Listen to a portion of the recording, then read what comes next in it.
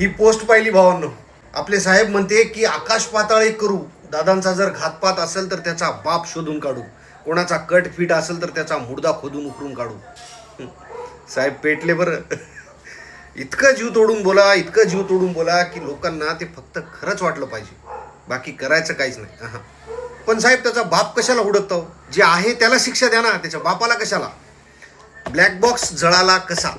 विमानतळावरचा CCTV कुठं आहे? विमान कंपनीबद्दल, त्या विमानाच्या मेंटेनन्सबद्दल काय झालं? रोहित पवारांच्या प्रश्नाची उत्तरं कुठं आहे? झाले वाटते पुरावे नष्ट. साहेब तुमची सत्ता असून सुद्धा साधा एक गुन्हा दाखल करण्यात आला नाही. त्या कर्नाटक राज्यातल्या पोलीस ठाण्यात गुन्हा दाखल करा लागला. विधान भवनात तुम्ही साधी चर्चा होऊ दिली नाही.